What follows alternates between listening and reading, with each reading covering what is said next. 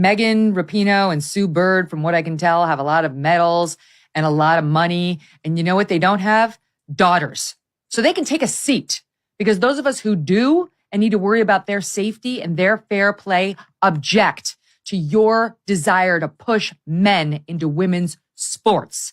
And I don't give a damn, and most people don't, what you call me or others who feel as I do. I will fight you. I will fight you tooth and nail as you try to endanger my child and take away her fair shot at a medal, at winning, at the wonderful feeling of crossing the finish line first or winning in a fair game. I just don't agree with your facts, which began with the presentation of one of the most outrageously persistent lies that I hear, which is this private jet. We don't own a private jet. I don't own a private jet. I personally have never owned a private jet. And obviously, it's pretty stupid to talk about coming in a private jet from the State Department up here. It just, honestly, if that's where you want to go, go there. A few moments later. Mr. Chairman, I'd like to enter into the record article here from February 15th of 2023 that the John Kerry family private jet was sold shortly after accusations of climate hypocrisy. Mr. Secretary, do you stand by that testimony that you've never owned or I personally, your family? by your family? Personally, yes. My wife owned a plane and she sold the plane. You flew on that plane? Not in a number of years, but I have flown on it, and sure. This article is not then inaccurate, that your family owned a plane, you flew on a plane. My wife Mr. Secretary, my wife owned a plane. Here's the issue. Yeah. This isn't some kind of partisan gotcha. When we are asking Americans to make serious sacrifices as we transition for the common good, and your family and or yourself are flying around on private jets, that smacks of hypocrisy. It actually hurts your cause. Damn! Make no mistake about this. We promised them 33 Abrams tanks in January. I heard again 2 weeks ago in Ukraine, they still don't have them. We've been telling them we'll train their F-16 pilots, but now they're saying maybe January we'll let somebody transfer some jets. I'm sorry, Mr. Vice President, have you, I know you're running for president. You are distressed that the Ukrainians don't have enough American tanks. Every city in the United States has become much worse over the past 3 years. Yeah. Drive around. There's not one city that's gotten better in the United States. And it's visible. Our economy has degraded. The suicide rate has jumped. Public filth and disorder and crime have exponentially increased. And yet, your concern is that the Ukrainians, a country most people can't find on a map, who've received tens of billions of U.S. tax dollars, don't have enough tanks. I think it's a fair question to ask, like, where's the concern for the United States in that? Well, it's not my concern. Tucker, I've heard that routine from you before, but that's not my concern. The total body count from Russia in the United States is right around zero. Like, I don't know anyone who's been killed by Russia. I know people personally who've been killed by Mexico. The government of Mexico allows fentanyl to be made in its country and to come over our border. Yes. And remittances from Mexico are a huge part of their economy. The Mexican government is party to the murder of hundreds of thousands of Americans. So why is Mexico less of a threat than Russia? Well, two things. I think we can walk and chew gum at the same time. Okay, but frankly, here's no Americans killed by Russia, hundreds of thousands killed by Mexico, but Mexico's our ally and Russia's our enemy. How does that work? Well, I'm not going to pretend like the legislation I have sponsored and I would sign as President of the United States freezes the assets of the Mexican cartels, targets the Mexican cartels, and hopefully eliminates the flow of fentanyl. Because I do agree with you that 70,000 Americans losing their lives on an annual basis is an existential threat to America that we can solve. We don't have to choose the good news. Would you be willing to say to the Mexican government, your economy runs on factories right over the border, car plants, for example, but many other manufacturing plants, and we're just going to slap tariffs on that and tank your economy, like tomorrow, unless you stop allowing poison to come into our country? Like, why not do that? I say you use every tool available to stop fentanyl from coming across our border. No exceptions. Interesting. In California, you can go to prison if you misgender somebody.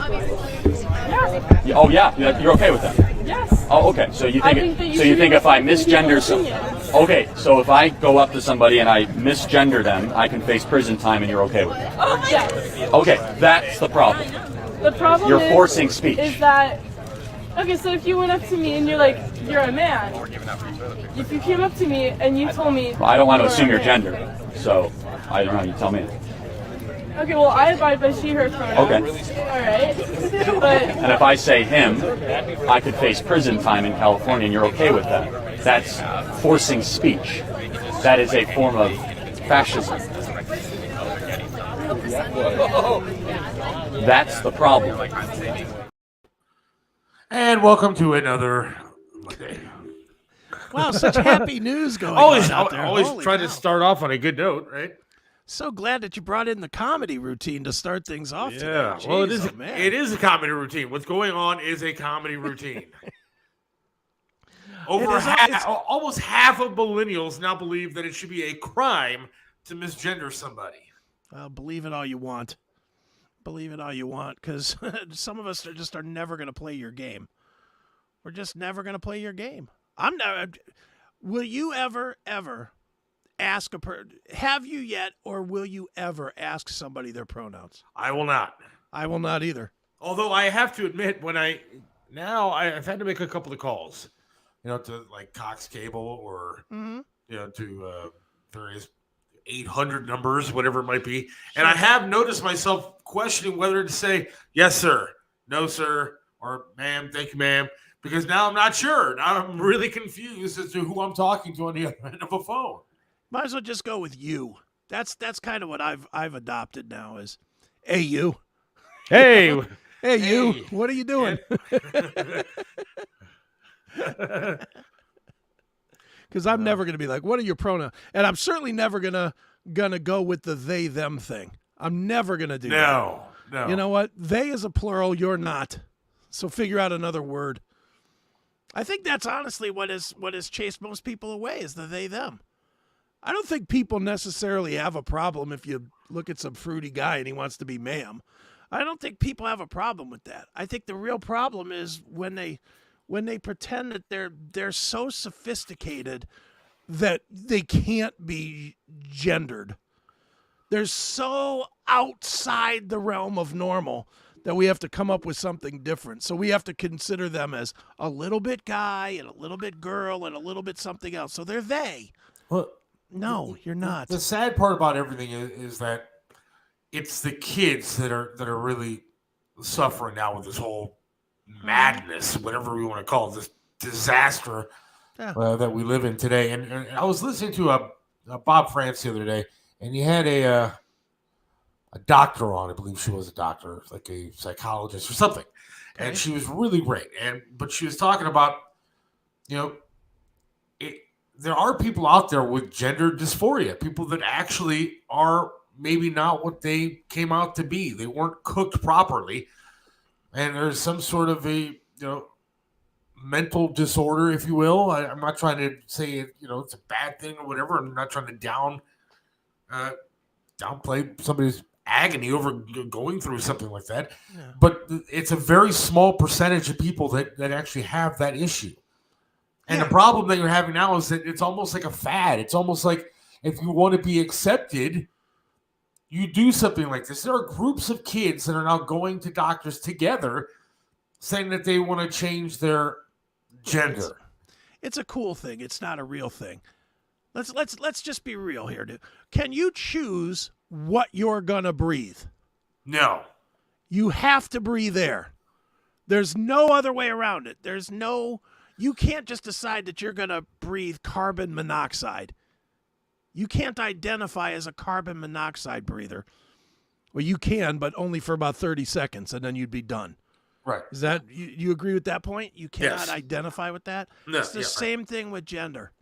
You can be a boy that thinks nothing but girly thoughts and has that girlish, you want to chase guys, you want to wear dresses, you want to wear makeup, you want to do whatever girlish things are, which I don't even know that we're supposed to say that there's girlish things anymore. Right.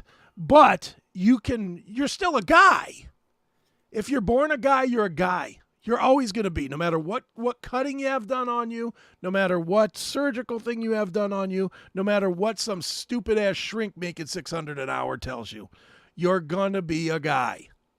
Accept it and accept that that's what you are and live your life any way you want. Yeah, but see, the problem is you have parents that are losing their minds and trying to change their children. I mean, I've seen celebrities, Megan Fox, Charlize Theron, or whatever her name is. And all of a sudden they have their boys that all of a sudden are changing into girls. Mm-hmm. And they're putting dresses on them. They're giving them long hair. They're doing all these things to make their children something that they're not. And then you also have kids that maybe aren't as accepted in schools. And this is one of the things that the person that I heard on the radio the other day said, that you have kids that aren't accepted. They're kind of nerdy. They're kind of outcast. They're, sitting in the class by themselves. But now if they come out and say, I'm the wrong gender, I want to change genders, now all of a sudden these other kids flock to them and they want to give them the attention and everything that they weren't getting, they're now getting because of this decision. These kids are confused as to what the hell to do, and they shouldn't be. They are, but it will swing back, and I'll tell you why it'll swing back, because the strong will always outweigh the weak. I know you're not big on watching famous mob things. I know that's something you avoid, like the plague, watching, like The Godfather. That's not true at all, you liar. I just haven't seen that particular group of movies yet. You have seen The Sopranos, right? Yes. You remember at the last season of The Sopranos when Tony goes into AJ's room because they gotta hide, right? And Tony goes into AJ's room, is like, "You got to pack your stuff. We got to get out of here right now." And AJ starts with I don't know how I feel about all this, and I'm really sad at this. And what does Tony do? He grabs him by his hair, yanks him out of the bed, throws him in the closet, is like, "You pack your shit and let's go." He stops that phony, fake weakness in a heartbeat and is like, "You're going to man up now or I'm going to murder you now." Right. And that's what's going to end up happening. And I don't think it's going to be the American people. I think it's going to be when China or somebody of strength decides that this is the time to make the move. Yeah, because the Chad here is correct. It is child abuse. It's child abuse what they're doing to these kids, and it's abuse what the teachers and schools are letting these kids get away with. I mean, it is straight up child abuse. And yeah, I agree. I don't know what we do about it, but we can get back to all that. Right now, we do have our guest on the line. I know that she's been waiting to come on. Melissa from Yellow Brick Road Auctions, the owner, operator, yellowbrickroadauctions.com. It's a great website, and we had her on once before. The internet was not our friend that day. And I'm assuming and hoping that everything is good today. It looks like it is. Sure. So let's welcome Melissa to the show. Melissa, how are you? Good. Hey, Seth and Chris. How are you guys doing? Good. Much Can you hear better. me? Yes, much better. We wanted to have you on again to kind of get the lowdown on what you do, because I think it's a very cool website. I think it's a very cool idea of what happens. And so explain to people Yellow Brick Road Auctions, what it's all about. All right. So I've been doing it for 9 years. I opened up my company because I did work for 2 other companies prior to opening my own. So I opened up mine about 3 years ago. And what it is when someone is moving, or they have a parent that passed away, or a parent that's moving into assisted living. Most of my clients are moving to Florida, believe it or not. I sell and liquidate everything in their home. It's done online. So you just go to my website. A new auction goes up every Thursday, and everything from that home that's worth putting on auction is online. I take a bunch of pictures of all of the items, and the bidding starts at only $5 and $10. So it's fantastic for anybody, whether you're a train collector or you're a young person who just got your first home and you need some furniture, or even if you are into cars and motorcycles, because I put cars and motorcycles on auction too. However, when I do a car or a motorcycle, of course, there's a reserve starting bid price. Those don't start at $5 or $10, but it's great. Everything's online. You get to sit from your home look at everything, look at all the photos, read the description, and then you can place a bid. So I just had an auction close. We were taping from the going live on your 9. That auction closed last Thursday over $9,000. Wow. So it's great for the homeowner because they don't do a thing. My staff and I do everything. You just sit there, everything goes online, and then your house is cleared out in one day. So like right now, Melissa, we're looking, we've got the current auction that you have up right now, and there's just a lot of nice stuff here for like $5 current bid with only 3 days left. So there's, as an example, there's some really good buys to be had right now, correct? Correct. Now that auction is a little different. I do all sorts of auctions. I do your everyday home to mansions, $1 million mansions. A lot of other companies will kind of pick only houses where they make the most money. I don't believe in that. So the auction that's up right now that you're looking at is a smaller auction. It's not a big one. However, if you notice, the first 2 lots do have a reserve set on something, which is the Charlie Daniels signed fiddle that comes with a certificate of authenticity. So then there's the Charlie Daniels American guitar that he played on stage, and that comes with their certificate of authenticity.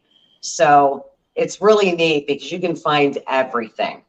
So that auction has everything from the heated porch lights that you go and buy and spend loads of money on. Bidding started at $10 on that. Wow. So do you get I see the beauty in this is that if you're just like a young kid starting out, you can get out there and buy like this upholstered chair for $10, or you could bid on it and hopefully it stays at $10 and you get a good deal. But at the same time, do you find a lot of people letting collectibles go like the Charlie Daniels fiddle and the guitar? Oh, definitely. I do a lot of collectibles, especially like Lionel train collectors. Oh. Those are really, really big. Those will start at $5 or $10. However, a lot of the bidders wait until the last day of the auction, and they wait to put in their bids on that last day. So you'll see when an auction closes, all those people will jump on and start bidding then. And of course, the price will go higher. Okay. So is it like really easy to like log on and like do you have to like put in your credit card information first, or how do you pay for stuff? How does that work? So all you have to do is hit the register button. And when you hit the register button, you have to come up with a username and password. So always write that down so you remember it. You enter your information, and you do have to enter a valid credit card.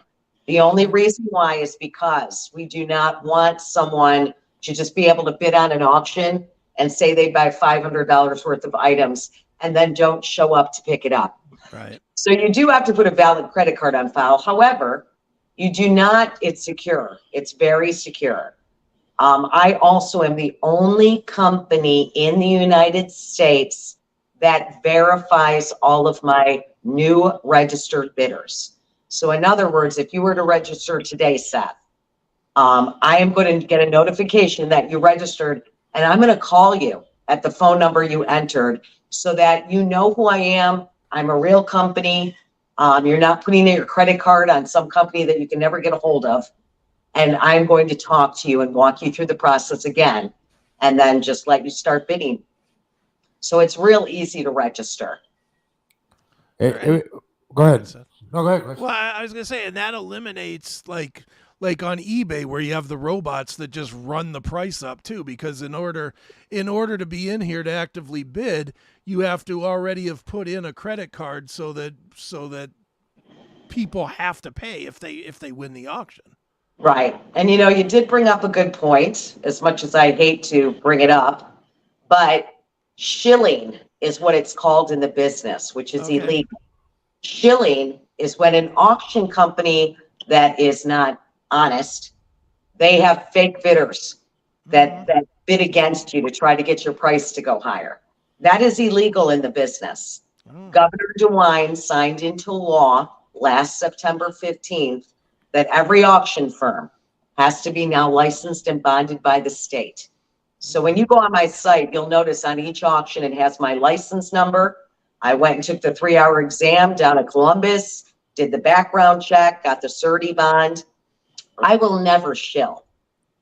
2 companies I worked for prior, that's one of the reasons I don't want to be with them. Okay. I caught them shilling. I won't say their names. I don't believe in that. But you do have to be careful. I don't know if you ever heard live auctions. A live auction, sometimes that will happen. They'll put plants, we call them plants in the audience, and they're bidding to try to get people go, oh, wait, it must be worth a lot. And that will make their price go higher. But just know it's illegal in the business, and I am very honest. I will not put up with that. Right. Now, Melissa, let's say like on the screen right now, I have this Pitco fryer that for $10, that's worth a bid there, to get a fryer. That being said, let's just say for the sake of argument, I won this bid. How do I get it? Do you ship it? Do I have to come and get it? Do we make arrangements after the auction? How does that work? So you'll notice on the first page of every single auction, it tells you when the bidding starts, what day the bidding concludes, and what the required pickup day is. Okay. So you know ahead of time that if you win something from that auction, the title of the auction will tell you the city where the house is located. So you'll know how far you have to drive. And then it tells you what the required pickup day is. Now I have over 8,721 collectors on my site alone. A lot of them are from out of state. So shipping is available. So if someone, say from San Francisco, wants to bid on that fryer, they know by the shipping information that's listed on the first page that I'll bring that item to UPS, which I use the UPS store in Brecksville, and they pay UPS and the item gets shipped to them. So most people, though, believe it or not, I had a gentleman from Wisconsin. I had some mid-century furniture, which was gorgeous, on an auction a couple of months ago. He actually drove from Wisconsin to pick that up. So there's some people, from Pennsylvania that'll drive here and pick it up. But I had to laugh. The Wisconsin trip was a little longer, but he wanted that badly. And he got it for a great price. Sure. And I would imagine with the collectible stuff, you might get more of that as well. If it's super, super rare, the first guitar that Jimmy Page played at a Led Zeppelin show or something, people might drive from California to pick it up to ensure it doesn't get broken. Oh, definitely.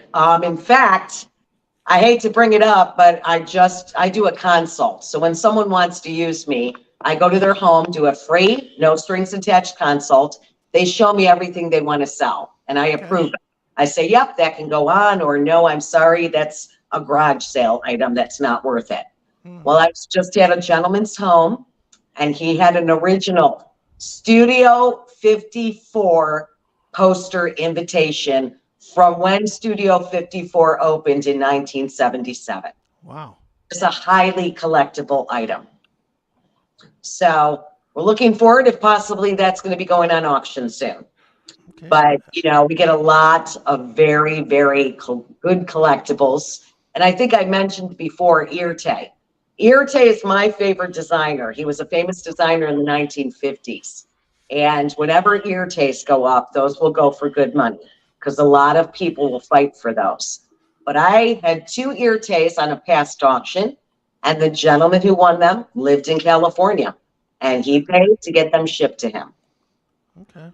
All right. So do you do other stuff like I have around here? I have a box full of fine china that was like my grandmother's china, and I know it's old. I know it's worth money, but I don't know any way to possibly sell stuff like that. Like if people just have stuff that they want to try to auction off or sell, do you do stuff like that, or does it have to be through a home of somebody that is you're cleaning out?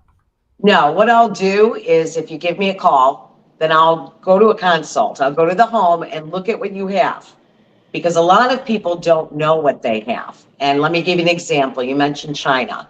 The 3 highest collectible types of china are Haviland, Limoges, or Noritake. I have Noritake. There you go. Noritake is collectible. The other thing is that the millennials today do not use China. No. So China does not sell as well as it did, say, 20 years ago. And the reason why is, I hate to say it, but millennials are a throwaway society. They do not even use China at Christmas. They use paper plates. So it's still collectible, but it also depends on the pattern. If you have a pattern that, even if it's Noritake and it has a bunch of floral on it, might not go as well as, say, the white Noritake with the silver rim. That will sell better because it's more neutral. Sure. Melissa, is there anything that you won't sell on the site? Like somebody asked in our chat about firearms, and I would think firearms would be one, maybe, you know, rare bottles of wine because it's alcohol and there might be some interstate problems with that. Are there any items that you will not include in an auction? There are certain items that I won't sell that are illegal. But first of all, I'm legally allowed to sell firearms. Okay. So that's not a problem at all. In fact, I have my own ATF agent that I check with every 3 to 5 months. Okay. I give them a call down in Columbus because, you know, the laws change every so often. Sure. So I want to make sure that I'm legal. So I'm legally allowed to sell firearms and do that often. Now, alcohol, you cannot sell. Okay. That's illegal for any auction company to sell. The one thing that I have in my personal collection is I'm a Marilyn Monroe lover. Okay. So I have the Marilyn Merlot collection, the wine collection. Nice. However, that used to be able to be sold, but they did change it because they considered the bottle as the collectible piece. Okay. But if it's filled with wine, you can't sell it because it has alcohol in it. I see. Yeah, so there are certain rules that you have to follow to know how to do it correctly and legally. And I'm a stickler for that. I'll tell people right away, if I can't sell something, sorry. For instance, ivory. Ivory cannot be sold unless you have a document that proves that you obtained that personally from Africa or from wherever, you know, before they put the ban on ivory. Okay. So there's laws to follow in this. So what if somebody has a room full of like 5-6 foot bongs and glass pipes that they want to sell? Is that considered legal? That's legal because it can be used for a lot of other things than probably what you're thinking. Oh, okay. However, I don't know if a lot of people would buy those. So I may go, that's not worth my time. Well, I know quite a few people that buy those. But, you know, hookahs, it's like hookahs. Hookahs, I've seen some beautiful hookahs in the past. Absolute gorgeous, hand painted, some of them hand carved. And that's a hookah. Now, so, you know, yes, but it's a piece that's not meant to just use it for a specific purpose. It was meant for another purpose. That's legal. Right. So if people want to get a hold of you to like, if they have a home that they want to have cleared out or checked out, how do people get a hold of you? They can do it 2 ways. They can either give me a phone call. My phone number is 216-903-6254. 903-6254. Or just Google Yellow Brick Road Auctions. All one word, www.yellowbrickroadauctions.com. And my phone number will be on there.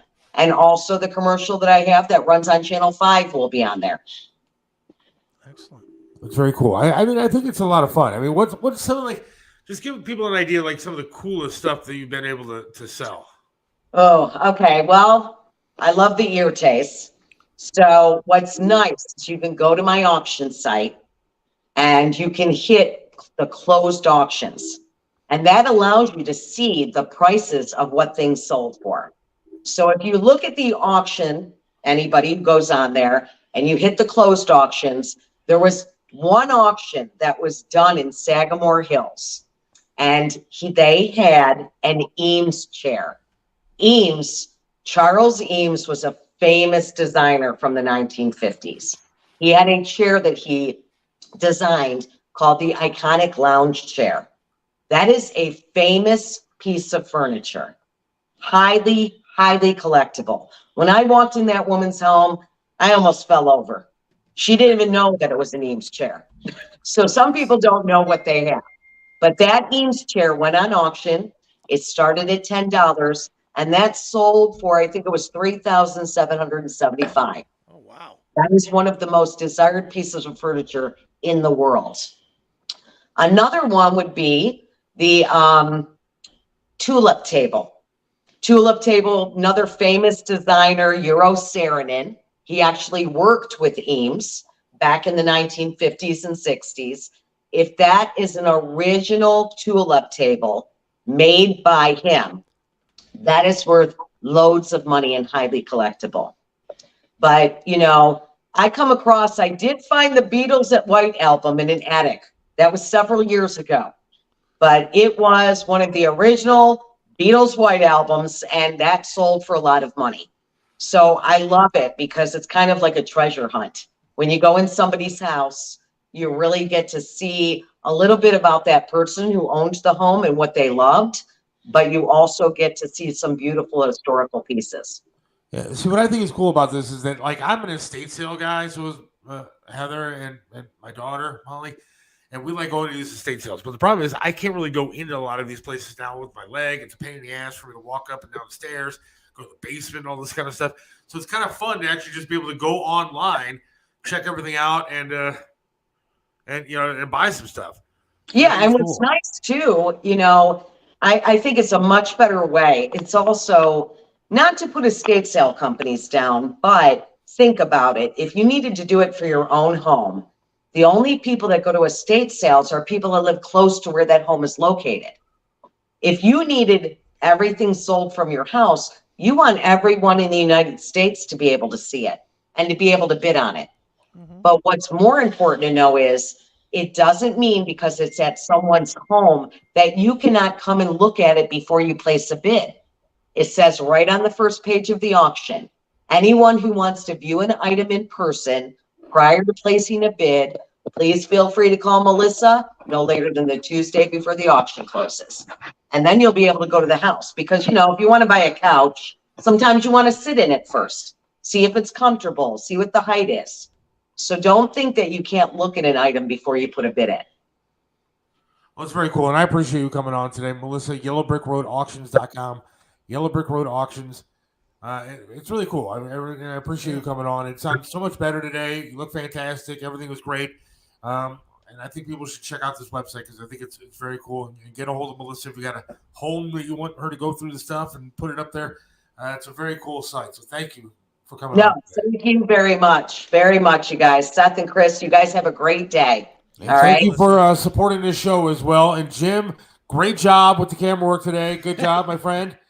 Yay!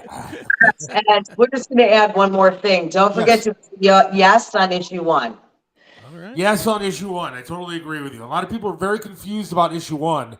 Very confused. Yes. I want to get somebody on before very long here to talk about that because it's a very confusing issue, and you see so many signs in everybody's freaking yard saying vote no. You have to vote yes on issue 1. You're right. Yes, we want to save our Constitution and save our Ohio Constitution as well. Appreciate it. Thank you so much, Melissa. Thank you. You guys have a great day. Peace. You too, Bye-bye. Bye-bye.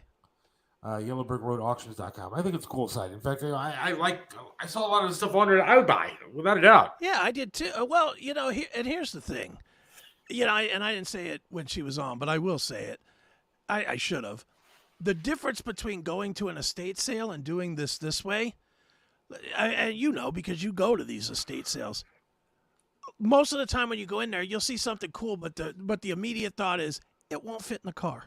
Right. Oh, yeah. And you're done. You're done shopping. If you can order it here and you've got a week to kind of follow your auction and knowing that you can ship it to you, or you've got a week to figure out which buddy has the truck that'll fit it in the back or whatever. Yeah. You know, and who can be bribed with beer and pizza to go get it for you. You know, if you have that time, you're way more likely to buy stuff that you actually want. Where I know I've gone to estate sales in the past and I've wanted stuff, but I've been like, yeah, that ain't fitting in the car. Yeah, and I leave it and I kick myself. The other thing is at estate sales, I mean, I find myself looking on the phone trying to Google what I'm looking at so I can see what the prices are. And a lot of times they're way overpriced. Mm-hmm. And I mean, sometimes you can get a deal. There's no doubt. Sometimes you can get a deal. Sometimes things are half off when you go to these estate sales. But I think this is a much better way of doing it because you can kind of bid. If you don't want it for that price, you don't have to get it for that price. But yeah, I think it's a cool idea. Well, and I mean, dude, look at the prices. I'll put it back on the screen here for a second. Look at the prices on some of this stuff that only has like 3 days left. Yeah. Like, you know, if you were a college kid, this chair for $10, that's a steal. Oh, that's a great deal. That's a steal for a kid. You know, and like these you know, like this desk, $10 for a desk. If you're in college, even if the price goes up to $50, you're still getting a deal. I mean, yeah, it's still I'll just say it the way it is. It's old, so it's more sturdy. Yeah, it's not some piece of IKEA garbage.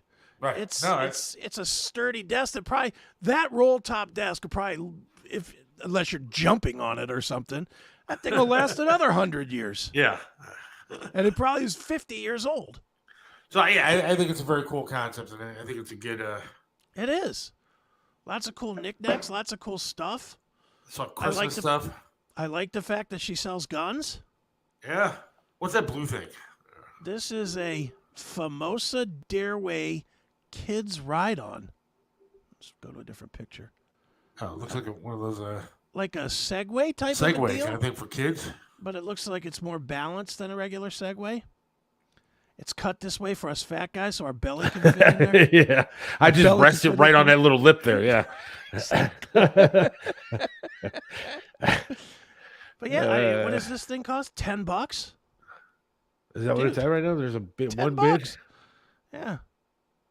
It retails for $200. See, she even has the retail price on the auction. It retails for $200. Right now it's $10. Yeah, I like this whole thing. I think it's very cool. I gotta, dude, you might want to seriously bid on this thing. I was gonna say, yeah, I kind of want to do that. That could get you around. I don't know if the weight limit would, maybe hold me on something like that. Come on, there's got to be a weight limit for, That thing's got to take 300 bones. It's got freaking tires on it. It's got tires on it. It's got to be more than you weigh. Okay, but anything labeled kids ride-on, I'm not sure that it's going to fit somebody like that's me. True. But it does have tires. It's made for rugged terrain anyway. It doesn't really say how much weight it could take, but no, but I just think it's a cool idea for a website and cool things. So yeah, start bidding today. Go there and start get some stuff and then tell me what you want. Yeah, exactly. I may bid on something here after the show. I'm literally looking at like these patio chairs. I never have enough patio chairs. I wouldn't mind for $10, even if this was $50. Looks like there's 20 chairs here. Yeah. 20 chairs for $50 just to have them. That's a steal. I once spent like $200 on patio furniture that is not put together properly. Yeah. And if I sit on it, I'm done for. And it's what, 4 chairs? Yeah. Yeah. This is 20 chairs. This is backyard barbecue all day long for $10, $20. Speaking of barbecue, I got a tank. I'm going to get into that story and more in just a couple of minutes. So let's take a quick break and we'll talk about that more. Right? All right. Hey, on. Hey, it's Seth. And I appreciate you watching today. And you can make a difference. For just $4.99 a month, you can help save someone's life today. It really does count. Every dollar matters. And you can change someone's life. Not these ridiculous dogs. Those are actor dogs. I'm talking about myself and Chris Aiken. I can barely afford a shave and a haircut or sleeves on a shirt sometimes.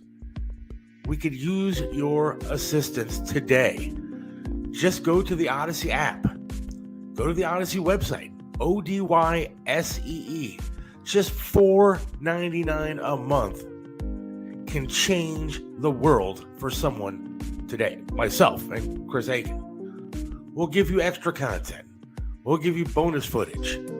We'll give you new episodes. Subscribe to the Odyssey channel today. Thank you.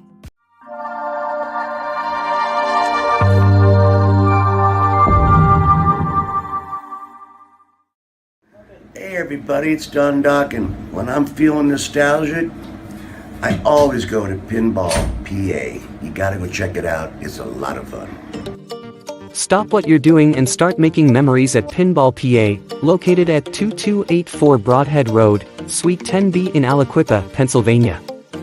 We have over 420 video games and pinball machines to play, and all games are set to free play, so no quarters or tokens are needed.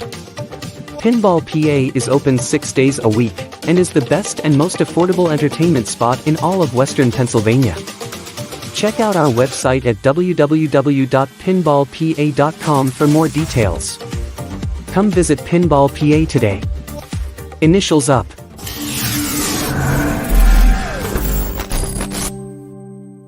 Aaron Tees and Signs has become your complete one-stop sign shop.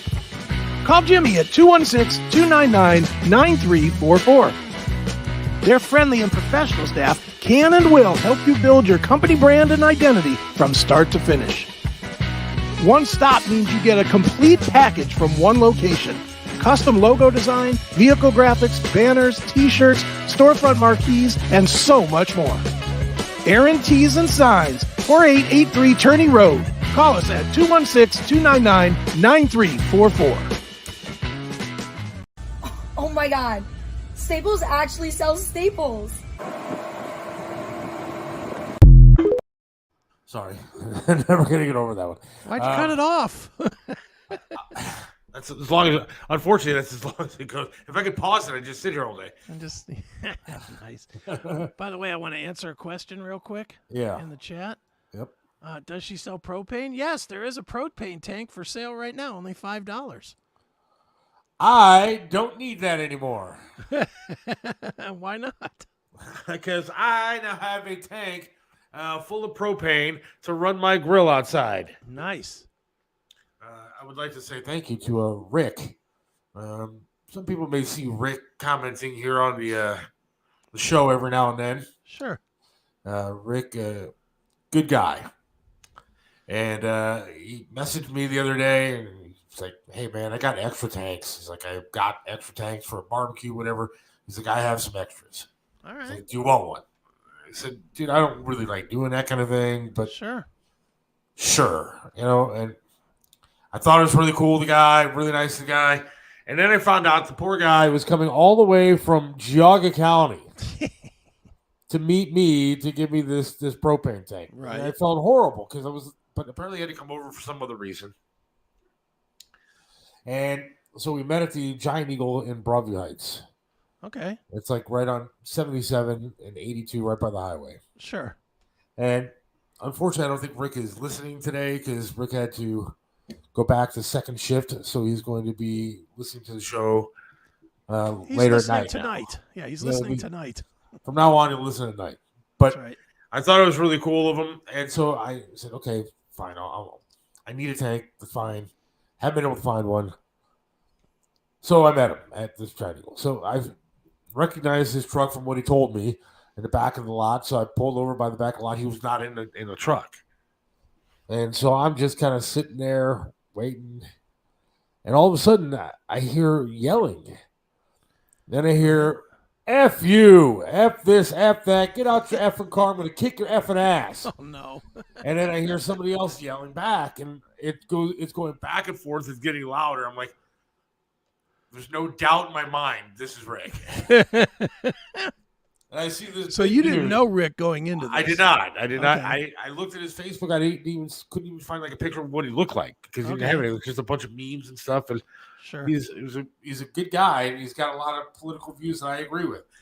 But all I hear is this loud "F you," I'm gonna kick your ass. You almost ran me over. F this, and like staring. I see this big, huge dude got a bandana on and everything, just walking towards me. and I see this SUV with this youth of America inside the car, and they're just screaming at each other. And I thought, that's it. I'm going to get shot. Or I'm going to get in the middle of this fight that's going to happen. But luckily, everything ended up being cool, and the youth of America went his own way, thank God. And Rick showed up, and it was like the coolest thing because not only did he give me the propane tank, sure, but he goes, "You ever heard of Build-A-Bear?" I said, "Yeah." He's like, "This is Build-A-Burger," and he hands me literally a bag full of groceries. Wow! With everything from cheese to onions to meat to buns to everything you could possibly need for a burger, he gave me. There you go. So did you build a burger? I'm going to this week. I have not yet had the time with the new gig and then family stuff, but I couldn't. I couldn't be thankful enough to him for doing all that. He certainly did not have to do all that. No, that's very nice. I get a little weird about. I don't like taking stuff. Sure, it's just not my style. But I thought it was super cool what he did, and so thanks, Rick. Absolutely. Well, once we get some things rolling and we get, we get out and about and do stuff, we'll make sure that we VIP Rick to something that we go out. Absolutely. Very cool. Vote yes on issue 1 again. Yeah. All right, explain issue 1. I can't. That's the problem. I am clueless. I don't even know what it is. Issue 1, in a nutshell, it's. I can't explain it in a nutshell. I don't want to say something and have it sound completely stupid. Jim wants to come on. I sent you the link, Jim. You can come on and tell people about the issue 1 if you want to come on. Please do. But it definitely has to do. I mean, it has to do with something with abortion rights. If the left gets what they want, it basically will change so the left can have abortion up to like the date of birth. But it has a whole lot of other things to do with the Constitution of the state of Ohio. So you can try to read it. It's very looking at it right now. Oh my goodness. Yeah. There's a lot of words here to read. Yeah, I need to do my own research on it. I just haven't had the time to do it. I just know to vote yes on issue 1. Unlike all the signs you see. Good God. Who's going to read all that shit? Yeah. I mean, here we go. Vote yes on issue 1. A yes vote on issue 1 protects our Constitution from deep-pocketed out-of-state interests. That it does. By passing issue 1, the people will ensure constitutional changes are widely accepted and declare that Ohio's Constitution is not for sale. Currently, special interests target Ohio, seeking to inject their own personal views and objectives into our state's most sacred document. Why? Because Ohio is one of the few states that allow these interests to directly enshrine their social preferences and corporate motives into the Constitution at the same threshold as everyday laws. So voting yes keeps special interest out? Is that what we're saying here? Again, that's kind of what I get. I mean, I know, again, from everything that I've heard, that it does have a lot to do with special interest, pumping a lot of money into Ohio to try to change the Constitution. All right, here we go. Let's see. Issue 1 ends majority rule. So this is if you vote no. It means just 40% of voters can block any issue, putting 40% voters in charge of decision-making for the majority. Yeah, that sounds shitty. Issue 1 shreds our Constitution. It would permanently undo constitutional protections that have been in place for over 100 years to check politicians' power at the ballot box.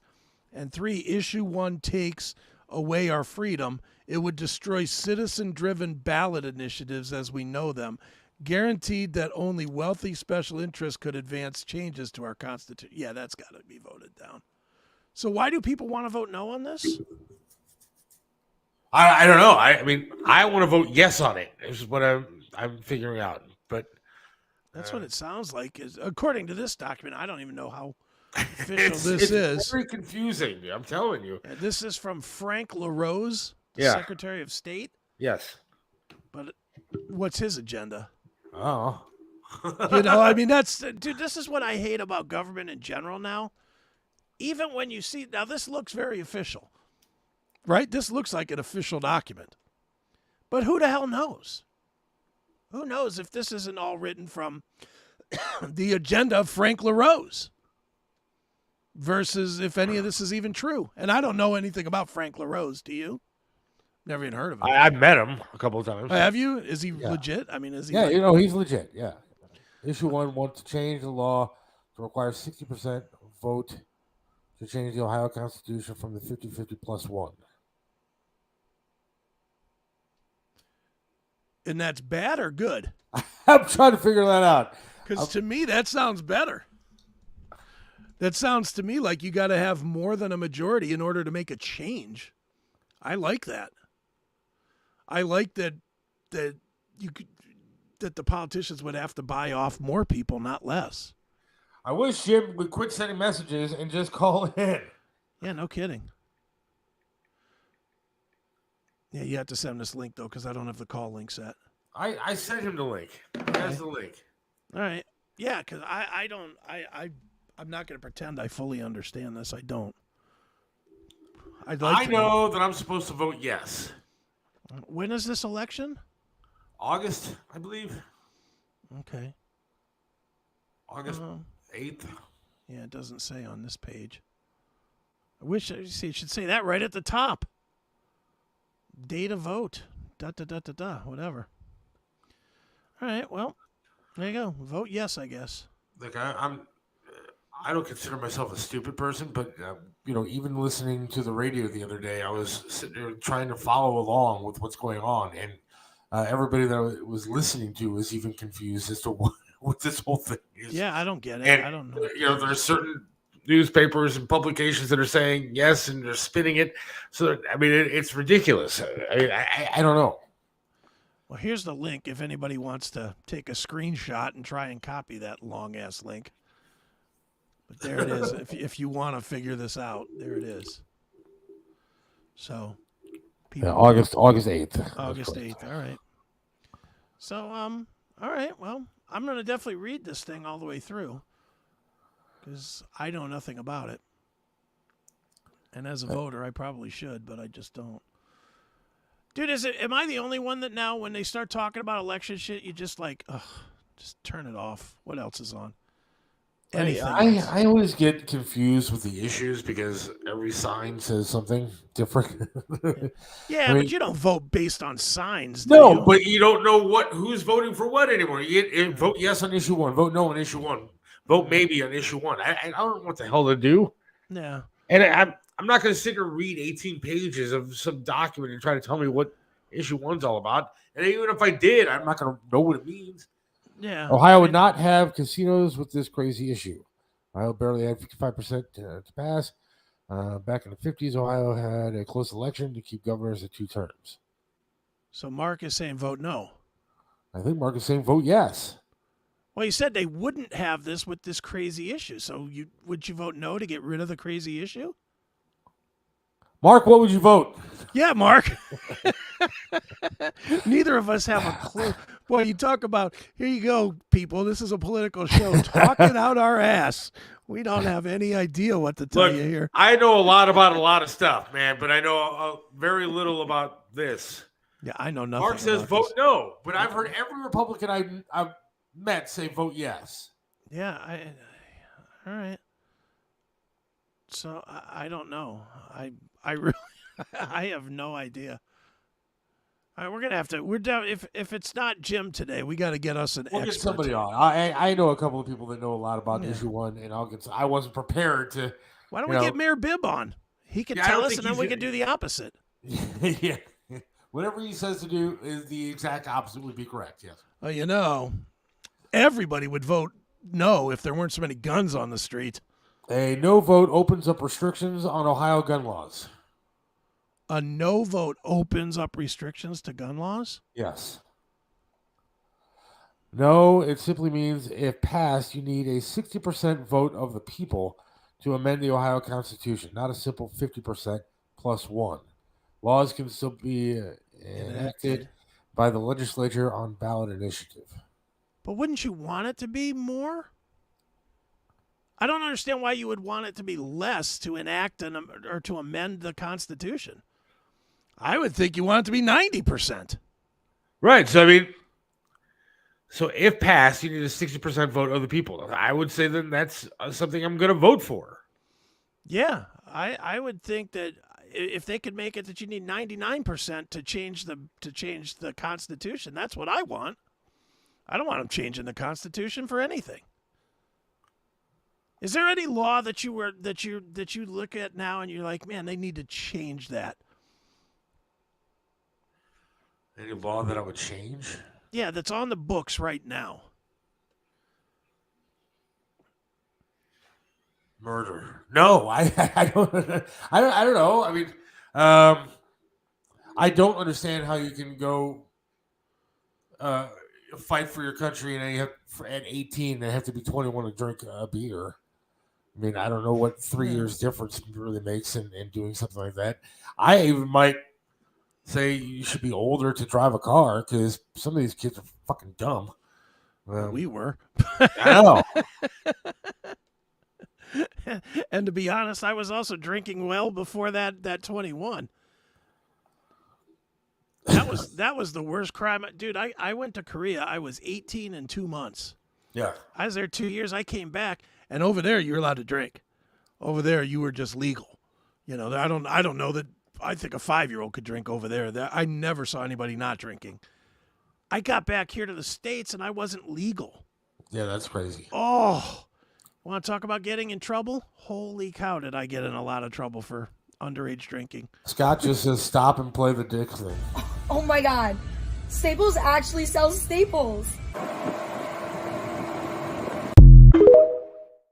Point. Now she's running toward voting for issue 1. She is voting for issue 1. Yes. And I support whatever she's voting for. Or at least it looks like a 1 when it's standing up. And I'm assuming that's a she. Yeah, it might be a they, them. Did you ask? Sometimes you vote yes and it really means no or vice versa. Like this is so confusing. Yeah. Yeah, we need to get somebody on to talk about this. We will. I have a couple of friends on Facebook that are very knowledgeable. Okay. And they will hopefully call in. All right, good. Did you see this story? I was going to play this last week, but here. The internet is exploding after this transgender woman named Ricky Valerie Keul dominates and wins the Miss Netherlands 2023 beauty pageant competition, making history and becoming the country's first ever, and will be the representative at the Miss Universe later this year, making people furious. Netherlands has 8.7 million women and a male 1, which now makes it the second trans contestant in the Miss Universe after Spain's Angela Ponce. Women are getting eclipsed yet again. What do you think? Wow. Women or men are winning beauty pageants now too. It's just tragic. Not tragic for us because we're never going to change our opinions, but it's just tragic what these kids are going to have to put up with. Just think of how much fun you had chasing chicks. Yeah, it was really, and now you don't know what you're chasing. Yeah, and even worse, a lot of people aren't finding out till they get something. Yeah. You know, I'm telling you, I have come up with the greatest idea for a TV show, and nobody is jumping on board with me. It's just going to be called The Bachelorette with a question mark at the end of it. Okay. So you can keep the same scenario. Yeah. But it's called The Bachelorette question mark. And so you have 50 guys that all show up, and they have the one woman looking fantastic and everything else. But it's not a woman. It's a transgender. So then the woman can even get in a bathing suit by using the tuck suits from Target. From Target, yeah. And so I can get it sponsored really easy by Target. And then they continue to fall in love with somebody they think is a woman, and it's actually a man. They kiss. They do all these crazy things. And she doesn't reveal until the final 3 or whatever. They go to fantasy suites to do it. do the deed. Then she does the big reveal Right. that she's actually a man. Wow. And then you find out who's really in love, and it's not just sex, because now emotions are involved. Right. If they fell in love with this person, regardless of whether they're a male or female, do they stay together with that person? But what if they choke the person out once they find out it's a dude? Well, I mean, obviously there's some security issues that you probably have to figure out. But you know damn well, you're gonna at some point you're gonna get somebody kissing and making out, and you're gonna see a boner, and it's gonna be like immediately a punch is gonna be thrown. yeah, but see, that's why, I mean, there's cameras there. So, I mean, it's not like there's not, people, what, you think that they put these people on an island? I mean, they're all there with camera people and producers and all that kind of stuff. Yeah, is Dylan Mulvaney gonna be the host? Whoever, it'd be great. Sponsored by Bud Light. Sponsored by Bud Light. Bud Light and Target present The Bachelorette. The Bachelorette. Know a couple of guys that happen to be in Thailand.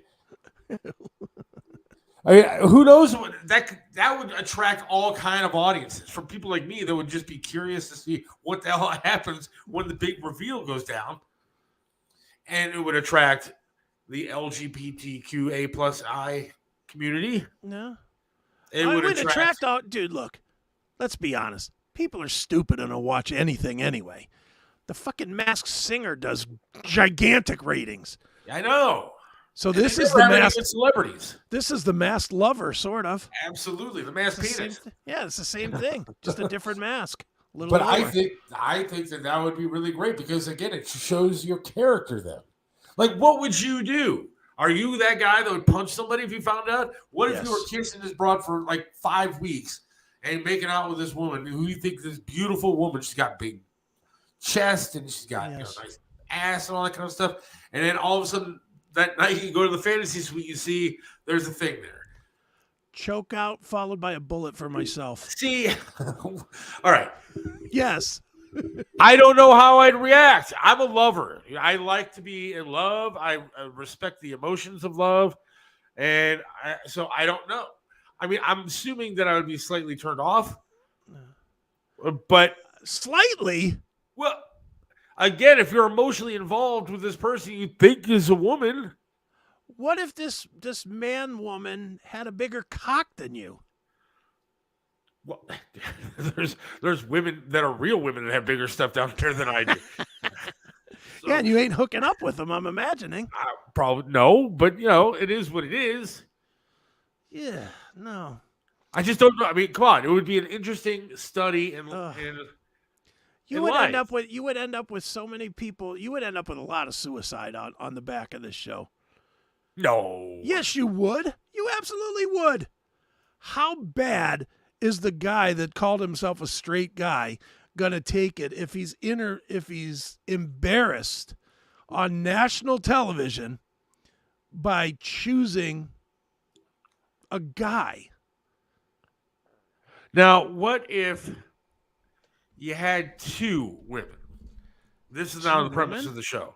So you have 50 guys, 2 women. The guys all go in knowing that one of them is not a woman. One of them is a man that looks like a woman, and then there's a real woman. And now you got to try to figure out which one's which, and you fall in love and that kind of thing. Well, here's the caveat for this. So you get it down to the guy and the one woman, or the one potentially one woman, and they can choose the one that they've been hot for, not knowing the gender. Yeah. Or you can make it like, let's make a deal where behind curtain number 1 is a really ugly woman, but it's a definite woman. So you could have the curtain, this ugly woman, or you can roll the dice that this is really a woman and not a guy. Yeah, I mean, yeah. Which would you choose then? Which would you choose then? All right, if I had a choice of a really ugly woman who was a woman. You built a relationship for a month. Okay. But you're not positive that it's a woman. Right. The reveal is you're giving oral to one of these 2. Wow, dude! I'm going all for it now. You just went all down the road. Well, yeah. If we're gonna do this for a game show for money, the way that you get the money is you got to give whoever you choose oral? Is it going to be the one that you're not sure of? Or are you going for the ugly but assured woman? Man, that's a tough call. No, it's not. It's not a tough call. You're gay. What is it? Is there a chance, though, that the one behind curtain number 2 could be a woman, but maybe not? No, the ugly one is a guaranteed born with a vagina woman. You don't know. Well, then I might take the chance if it's a good-looking person. But then if it's a guy, you got to blow him. But there's a chance that it's not a guy. All right. How many other chances are you taking on blowing guys? None. There you go. Gunner said, Gunner said, always look for the Adam's apple. I don't know. I mean, some women don't. I mean, some guys, I don't know if I have. They might have shaved it down. I mean, I feel my Adam's apple, but maybe my fat chin is covering it. Yeah. Adam's apple used to be a telltale sign, but I know someone who had it shaved down. So it didn't show anymore. Yeah. I know I'm going with the ugly girl every time. Every time. How ugly? I don't even care. I mean, are we talking like Janet Reno kind of ugly, or are we talking, I would bang Janet Reno 100 times over blowing a guy once. Okay, I didn't say I wanted to do that to a guy. What I'm saying but that's the rules of the game. But I'm saying that I might take the chance on the hot chick might be a hot chick. But what if it's not? Then I'm screwed, I guess. Then you're Scott the engineer back on the Stern Show days. Remember that contest? Yeah, I'm in big trouble then. Yeah, that's what I'm saying. No way. I'll take 100 Janet Renos over one potential guy. All right, I had this talk with my wife the other day. Yeah. And I don't want to keep on this subject, but see, this is fun to me. I'm all in. What do you have a price for what you would do? Meaning? Like I talked to my wife and I said, brought up like the indecent proposal kind of thing. Like, Sure. Would I let her go be with another man for like $1 million? Okay. And I think, I love my wife to death, and it would destroy me to have her be with another man. But for $1 million or $2 million, $5 million, oh please. As long as I knew she was coming back to me, would I do that? I probably would. With my ex-wife, I might have taken an Applebee's gift card.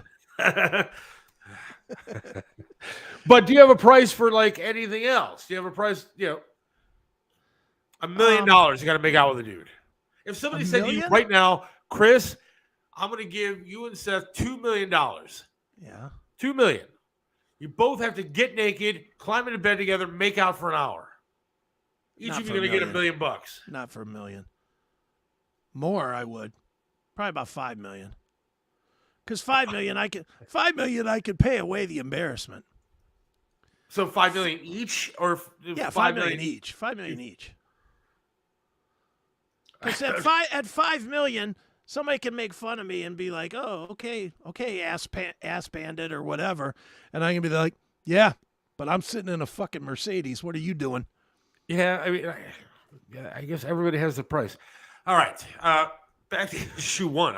I don't think issue 1 involves the us making out. They can ban whatever cause you want by changing the Ohio Constitution right now with a 50-50 vote, with a tiebreaker vote of the lieutenant governor. Issue 1 wants to raise the vote to 60-40 to amend the Constitution. So then we vote yes because we want that higher. Yes. Okay. We vote yes. Okay. A man can't look like an ugly woman. A man can't look like an ugly woman. That's not true. Every transgender person I've ever seen has looked like an ugly woman. I've seen some that are pretty good looking. No. I've seen some that if I saw in a bar after drinking a few beers at night at 2 o'clock rolls around, that bar closes, I'm going to be like, hey, what do you got going on? No. But I'm not saying that, I wouldn't know. No. Is it weird that now dating has to start with, were you born with a vagina? Yeah. I'm not even kidding. That has to be a legitimate question now, doesn't it? It does. An insulting question, but a legitimate question. Well, again, we played the story earlier. There are, 44%, I think, of millennials in a new survey want people to go to jail for misgendering somebody. Yeah. Yeah, but Right. but according to them, just because you were born with a vagina doesn't make you a woman. That is true. So I don't know what to do. Yeah, there's nothing to do. You call them you. Hey. Hey, you. Hey, what's up? What's up, you? Hey, you. How you feeling? And I don't want to be disrespectful, though. I'm not a disrespectful person. See, I almost look at it the other way, though. I think this is bringing back the terms that have been off limits because women were insulted by them. I think now you could start calling everybody like sweetheart or whatever. As long as you do it to guys, too. Yeah. Hey, what's up, sweetheart? Yeah, you, Bill. Yeah, you know. I mean, but that's what always confused. Even like when we were younger, we were, dating women and going out with girls and stuff like that. Yeah. If we were 18, 19 years old, are we supposed to ID a girl to see what age she is before you start going out with them or having sex with them? I mean, I don't know what the protocol was back when I was young, when I was 16, 17 years old. I mean, obviously, you know who's in what class in high school or whatever, but you don't know. And girls look a lot younger these days, or a lot older, I should say, than they did when we were young. Whether it's makeup or whatever it is, into food or something. Yeah. But what are you supposed to do? You're supposed to ID somebody, I guess, before you take them home to do whatever. Now, I don't know what the hell you do. Not only do you need an ID, you need a birth certificate, you need a copy, a doctor's note from their current doctor to see if any kind of you need to ask them their opinion of what they are. Yeah, I have to ask, how do you feel today as a person? Well, see, I think you need less proof, not more. You only need to know how old they are, because you don't even need to know if they're a guy or a girl. You just ask them what they think. Well, I think I'm a girl. All right, well then come on. Let's go. But Yeah, what if you get them home and they think that they're a girl? They are thinking they're a girl, and then all of a sudden they're not really a girl. Well, I guess you're back into my bachelorette situation. Yeah, I guess no means no. No don't mean go, I guess. You used to have to get tested for certain diseases to get married. Is that still a thing? I don't think so. Oh, no, I don't think so. What century was that? I'm pretty sure that was a thing, but I don't. That's not now. I don't remember that when I got married. I think we did have to take a blood test. When my wife had a baby, there was a blood test involved to see what kind of things. Test. Now that I'm thinking about it, I think we did have to take a blood test. I don't know. All right, I want to take a prick break.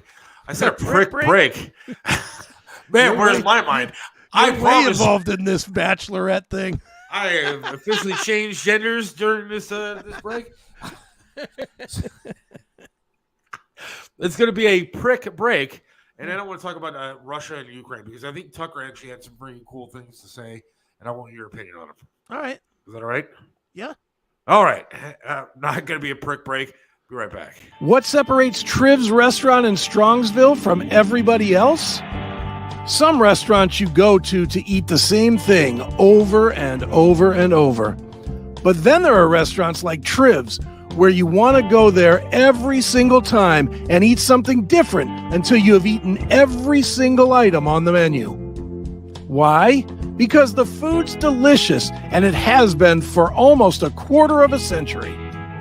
Triv's has amazing food, outstanding service, and an opportunity for you to have private dining, special events, and intimate occasions.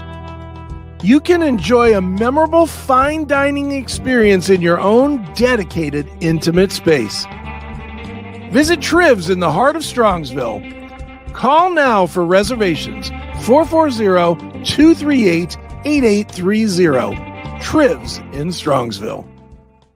Joe Burdick custom flags are amazing. Each flag is handcrafted to reflect the imperfect perfection, making each piece of patriotic wall art unique. This is a local small business, veteran-owned and proud. Joe Burdick creates symbolic artwork that is built to last. Display your spirit, pride, and patriotism by calling 440-305-2065 and let Joe's flag serve you. 440-305-2065. 2065. Joe Burdick Flags. Let me introduce you to Charlie's Auto Repair. Any car, any truck, any problem, Charlie's does it right. You know how it is. The check your engine light comes on, you put air in the tires, and the light is still on. 216-470-0170. That's Charlie's Auto Repair, 13728 Madison in Lakewood. Charlie can do it all, from small engine repair to fleet maintenance and system diagnostics. 216-470-0170. Charlie's Auto Repair. Let Charlie make your car great once again. Back from that prick break. Wow, that was quite a segment. Yeah, that was good. Can't wait for the YouTube banning for that one. Just started a job and fired. And goodbye. All right, Tucker had some stuff to say. I like Tucker. I don't know what your thoughts are on Tucker Carlson. Yeah, he's cool. I thought he's really wrecked the narrative for late night television with his Twitter, hasn't he? Yeah, Jesus. Twitter thing is out of control, which is good, I guess. But all right, so here's him talking to Mike Pence. Make no mistake about this. We promised them 33 Abrams tanks in January. I heard again 2 weeks ago in Ukraine, they still don't have them. We've been telling them we'll train their F-16 pilots, but now they're saying maybe January we'll let somebody transfer some jets. I'm sorry, Mr. Vice President, have you, I know you're running for president. You are distressed that the Ukrainians don't have enough American tanks. Every city in the United States has become much worse over the past 3 years. Yeah. Drive around. There's not one city that's gotten better in the United States. And it's visible. Our economy has degraded. The suicide rate has jumped. Public filth and disorder and crime have exponentially increased. And yet, your concern is that the Ukrainians, a country most people can't find on a map, who've received tens of billions of U.S. tax dollars, don't have enough tanks. I think it's a fair question to ask, like, where's the concern for the United States in that? Well, it's not my concern. Tucker, I've heard that routine from you before, but that's not my concern.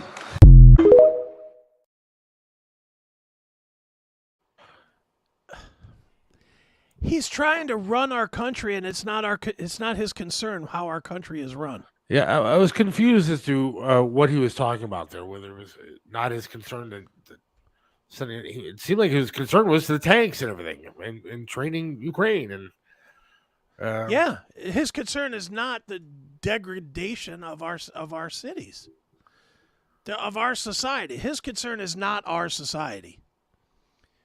This guy that wants to be the president is not worried about our well-being.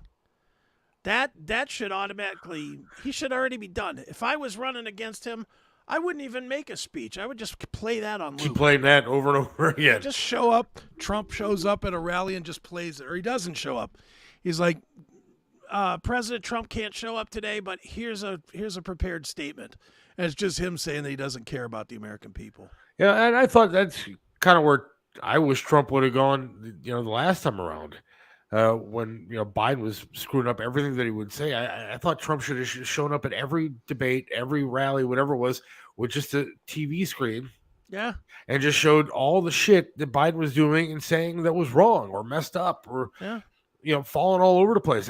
That's what I think, and that's what I think you're right that people should do with Pence. But Tucker's exposing these guys for what they are. They're all liars. Of course. They're all bullshitters. They're all out there just saying what they want to say.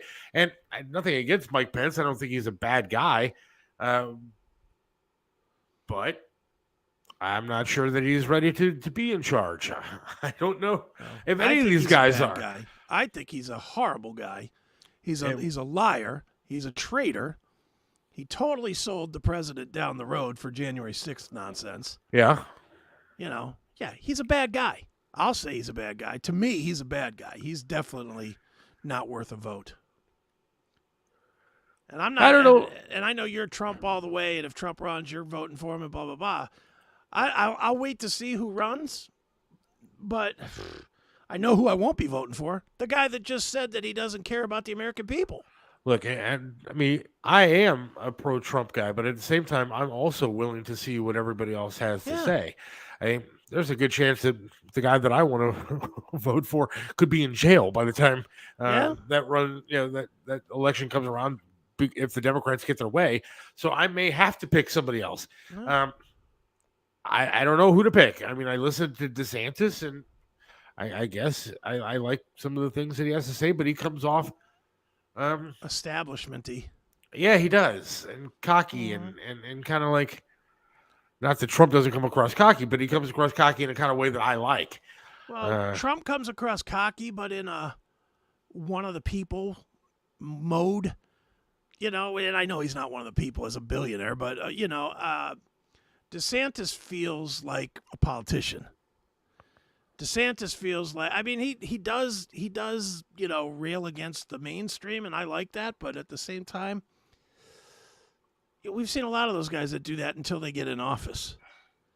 And then the Soros money starts making their family's bank accounts, and then they're like, yeah, well, I guess I won't rock the boat too hard. Marty, that's hilarious. What's hilarious? I don't know what said a lot of things. Chris, them lady boys are hot. Then you fuck them.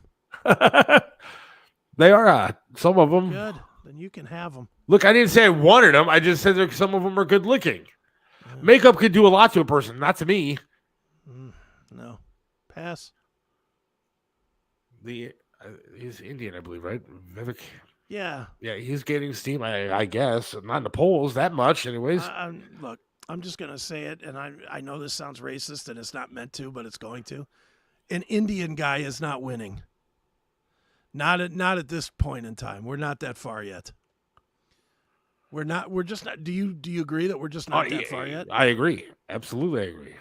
And I don't know if it's racist or anything. I think that there's a lot of things that this country won't vote for at this point. They will not vote for an Indian. No way. There's too many people that have been burned on Amazon calls that are not going to vote for an Indian guy. They hear that this guy's running, and the first thing in their mind is, "Hello, my name is Bill. What is wrong with your Amazon account?" That's the first thing they think. Here's Tucker with Tim Scott, another guy that I like, actually. I like Tim Scott. I do. I think he's got a lot of good things to say until I hear him with Tucker. The total body count from Russia in the United States is right around 0. Like, I don't know anyone who's been killed by Russia. I know people personally who've been killed by Mexico. The government of Mexico allows fentanyl to be made in its country and to come over our border. Yes. And remittances from Mexico are a huge part of their economy. The Mexican government is party to the murder of hundreds of thousands of Americans. So why is Mexico less of a threat than Russia? Well, two things. I think we can walk and chew gum at the same time.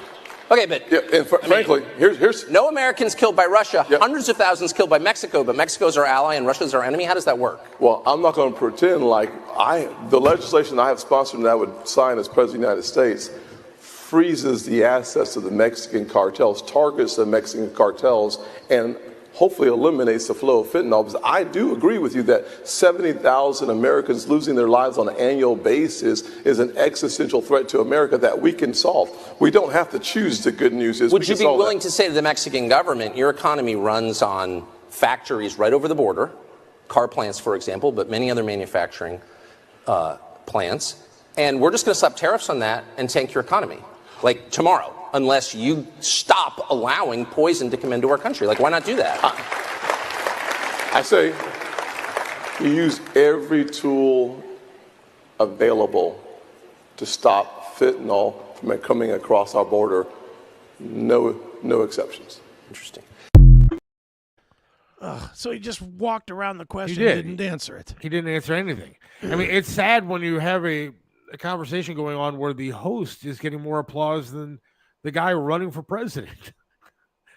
I mean, I liked him, and I liked his messages. I liked his ads, or whatever you want to call them. But I don't like the fact that he can't answer the questions. Look, I'm going to answer a couple in here. Look how long it took to have a black president. Yeah, but we're still waiting for a good one. So as far as I'm concerned, Obama doesn't count. And he was half black. Let's just be honest. See, I don't want to get into all those semantics. My point is, he wasn't good. No, he wasn't.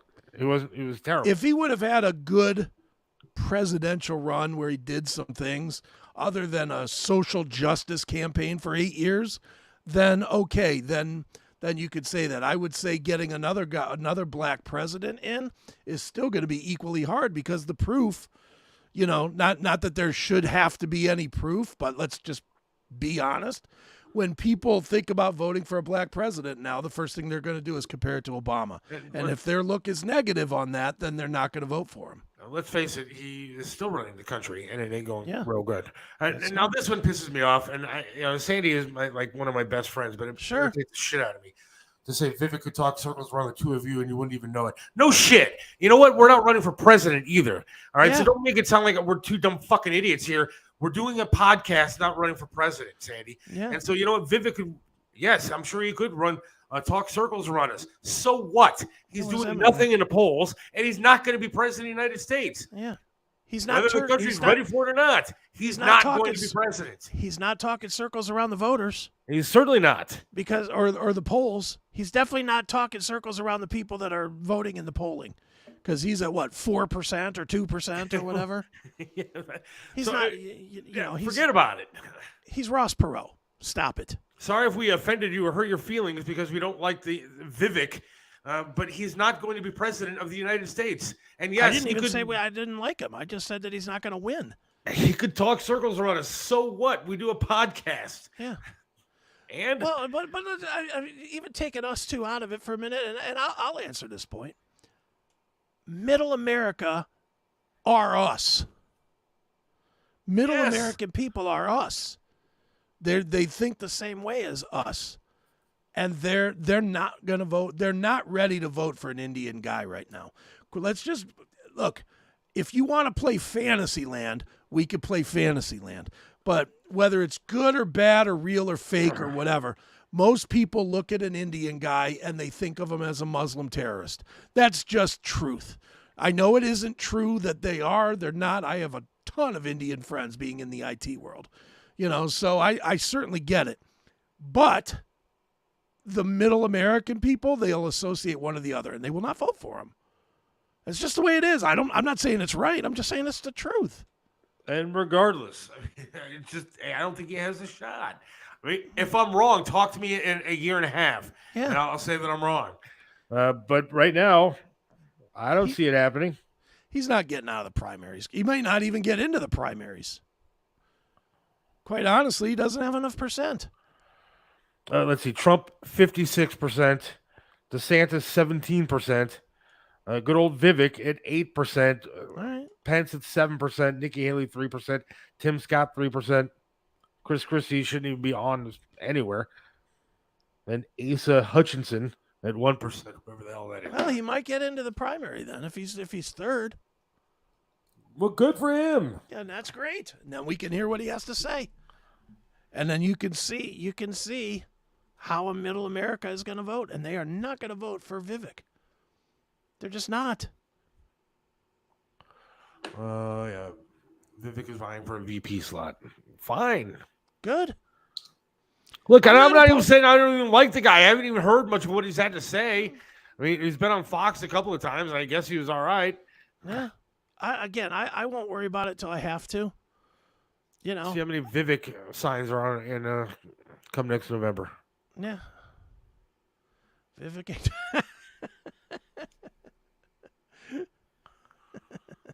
Dude, politics are just so weird, man. I mean, even people on the same side can't seem to fucking agree on stuff. And it's really upsetting because, at least pick a side and be friends on the same side. Yeah. Now we're all arguing about who's going to be running for president on the Republican side. But that's the political way. These guys will all be running smear campaigns about each other. Donald Trump has been indicted 15 times. Vote DeSantis. And then as soon as Trump wins, then it'll be like, DeSantis will be like, Donald Trump is going to take us to the next generation of greatness in this country. And, like in his concession speech, he'll be saying that. It's just the way it works. They're all lying scumbags, all of them. And it's They're all pieces of shit. We're literally going to vote for who's the least shitty of the pieces of shit. That's what sucks. Is that's fairly accurate. And, I want to believe in and a cause. I want to believe in Mm-hmm. and a person that's going to take us to the promised land. I don't know who is. Even with the guy that I thought would do it, Yeah. I think he had good ideas to do it, but there was nobody else going to. Even his own party hated Donald Trump. Yeah. And they weren't going to let him do everything that he wanted to do. Mm-hmm. So it doesn't matter who the hell you put in charge. The system is what's broken. And until you fix the system, you're not going to have anybody lead you to where you want to go. Mm-hmm. And we're certainly not going to lead everybody. This isn't that's why we're here and bring everybody together kind of country. It's just not going to happen. It's never going to happen. Yeah. Those ideas are ridiculous. I wouldn't even say outdated because they've never been realistic. No. For anybody to sit on any show and say, yeah, we're going to bring people together, all of us, and have a good time is not ever going to happen. Nope. And you got to fix the system. Yeah. Boy, these guys want us to say Vivek. Okay, let's just change our mind. Vivek's the guy. Great. Self-made millionaire. I'm on board now. Vivek's the guy. I never even said I hated the guy. What I said was I don't think he has a shot in hell at actually winning. Right. The rest of these episodes of this show are sponsored by Vivek for president. Shit, if he wants to buy a commercial, I'm happy to put him on it. Yeah. I'm not Vivek, but I endorse this message. He's our guy. Don't want to talk a politician who can talk circles around me. Been around enough of those. Talk to his Republicans and fix this mess. And to be quite honest, I'm kind of irritated with the Republicans at this point. All I see these stupid Republicans doing is, yeah, we're going to have one committee. We're going to have this committee. We're going to have that committee. We're going to look into Hunter Biden. We're going to look into this. We're going to look into that. Nothing's happening. Actually do something. Quit having committees on all the tax dollars and actually do something.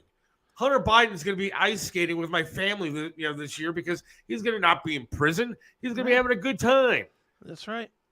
And what committee is doing any good? None of it. Well, I mean, you played the clip earlier of stupid-ass John Kerry talking about if he owns a plane or not. What does that have to do with all the problems we have right now? Well, because he's the climate czar. Everybody says, but then he says, no, I didn't own a plane. I did not own a plane. My wife did. Oh, okay. Well, then. He never got on it. I get it. But I mean, how much time are we going to waste on that shit? Where the other guy comes up, well, I've got the gotcha. Here's the proof that you own a plane. I'm sick of all these politicians. I'm sick of all these people saying they're going to change everything. None of them are going to change it. If you think that they're going to let Vivek Ramaswamy go in to be the president of the United States and let him do whatever the hell he wants to do, you are as mistaken as you were when you thought Donald Trump was going to be able to do whatever he wanted to do. They're not going to let him do it. The Republicans or the Democrats. You know who else I heard would be a good president? President Mohammed Atta Jr. Might as well vote for him too, right? Because he's got good ideas and he can talk circles around me and you. It's unbelievable. I get so sick and tired of all of it because all of them suck and nobody's actually doing anything to help anybody. Every committee that the Republicans wanted to do, I was on board and saying, yes, look into Hunter Biden. Yes, look into the laptop. Yes, look into Biden's dealings with businesses overseas. Look at all this, and they have done nothing. Yeah. The great committee that got Hunter Biden investigated got him a plea deal where he's not going to spend a day in jail, not an hour, for all the crap that he did. There's video of the guy doing coke on a laptop. There's video of it with hookers. There's pictures of hookers riding his dick. And you know what? He's going to spend no time in jail. If that was me, I'd be in jail tomorrow because there's evidence of it. There's proof that he did what he did of weighing out crack cocaine on a scale, and nothing is happening to the guy. If it was me or you, we'd be in jail. These committees do nothing. The Republicans are doing nothing. The Democrats are destroying the country. So what do you want? You want me to go out and vote for Vivek Ramaswamy? I'll vote for him. What's he going to do? Nothing. Nothing at all. It's just a mess, dude. They're still trying to destroy the outsider Trump. What do you think they will do to your guy Vivek? Exactly the same. You know what? Trump, I think, at least has the balls to stand up to him. I don't know if anybody else has the balls to do that. Yeah, maybe Vivek does. I don't know anything about him. Well, I'm sure we'll know in the coming months because seems like he's got a following here. Two people on our show. I think they left. Off topic, but I just had a hankering for the Salisbury steak and mashed potato school lunch. Okay. That's really off topic.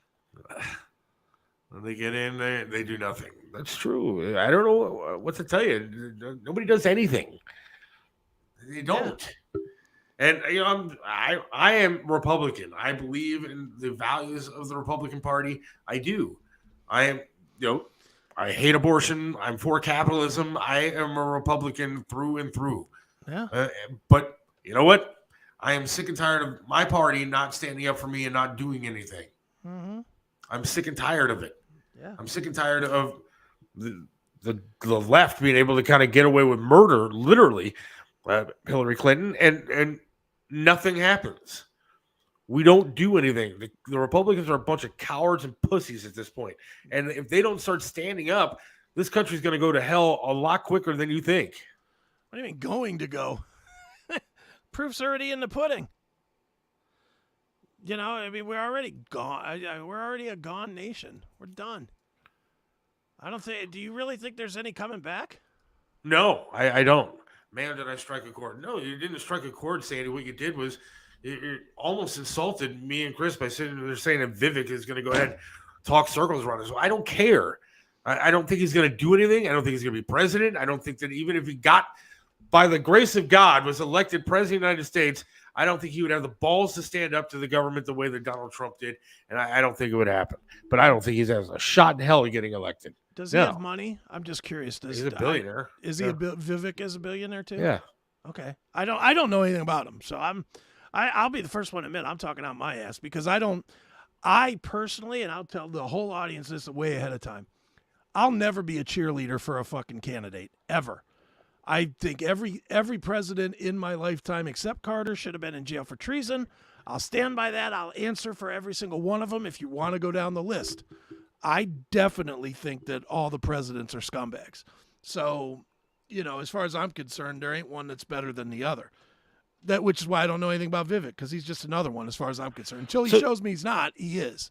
Do you think that there is any coming back from where we're at now with this craziness, this madness that's going on with our children, this madness that's going on with schools and everything else? Do you think there's any kind of coming back from this? No, I don't.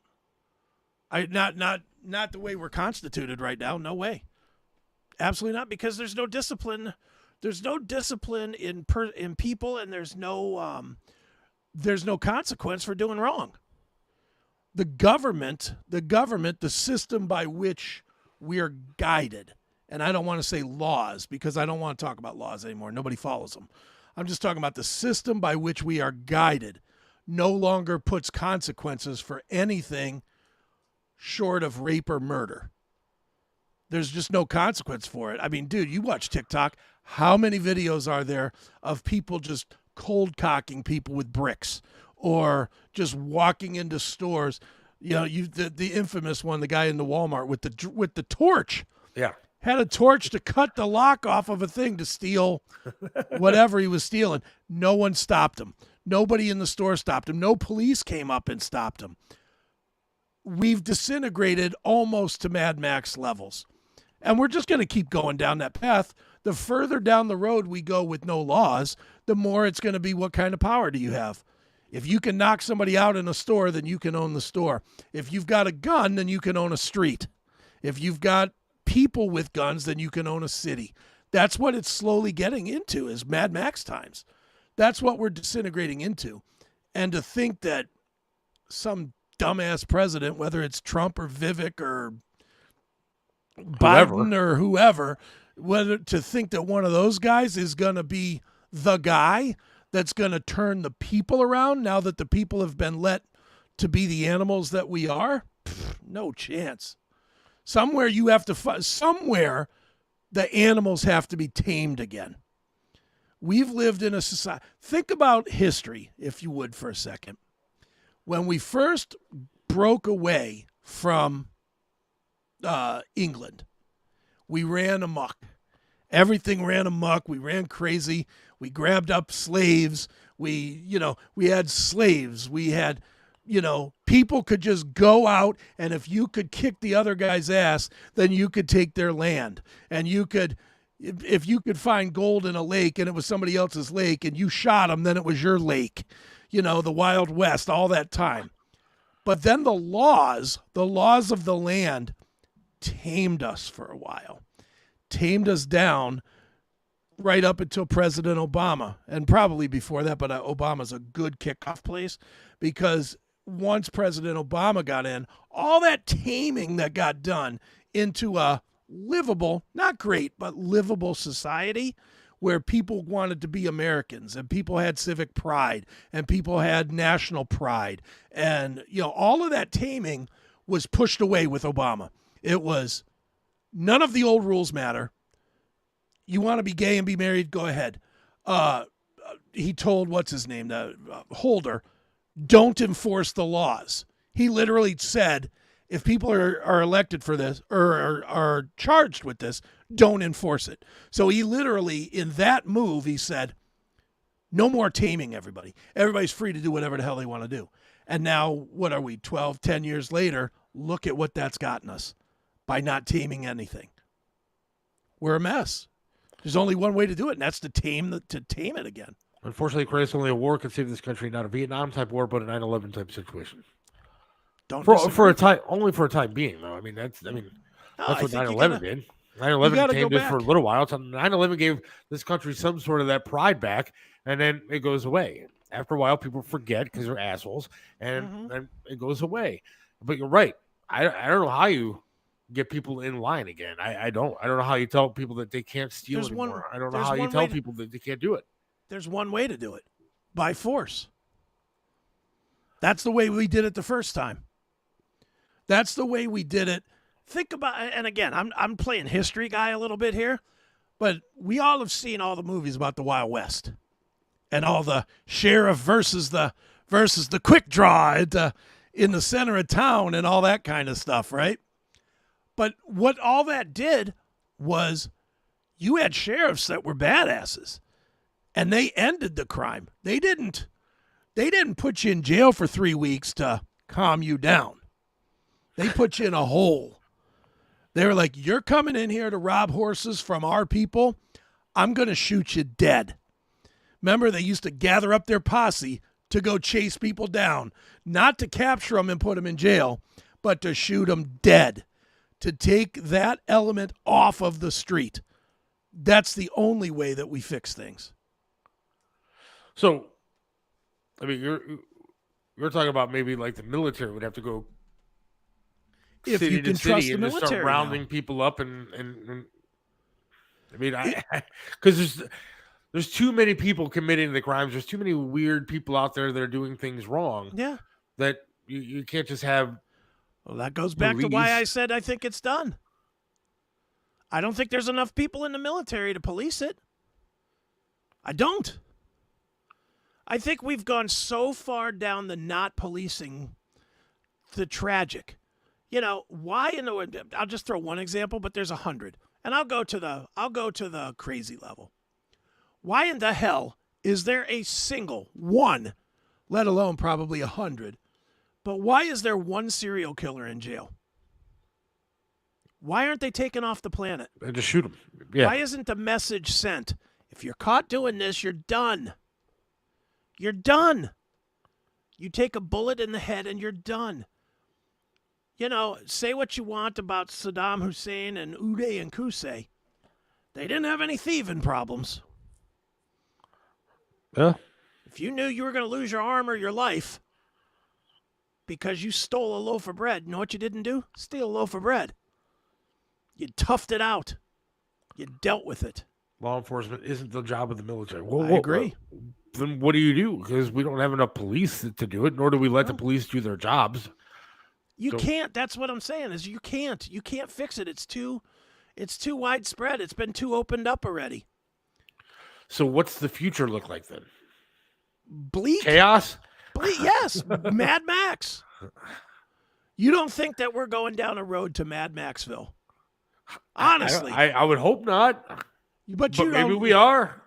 Okay, when you watch a TikTok video and you see a DoorDash driver driving down the street and then his car is swarmed and he's pulled out of his car, beaten to death, and they steal his car, that doesn't make you think that that's Mad Max? It does. It absolutely does. How often do you see that video? I see videos like that all the time. Which means it's happening all the time. It's Yes. not the same video from a different angle. No. So it's happening. Mad Max is, dude. We talked about this last week about how scary it can be downtown and downtown Cleveland now. Did you ever fear downtown Cleveland? Ever? No. But now you I do. do. Yeah. Yeah, now it's like, fuck that. I'm not going down there. You know, there's only one way to put this genie back in the bottle, and that's to stuff her in it. There's no way to tell people, well, the right thing to do is not steal.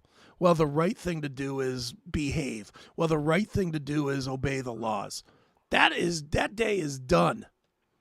And that is the fault of the Democratic Party. That is the fault of the politicians. It's the fault of the Republican Party in a lot of ways as well.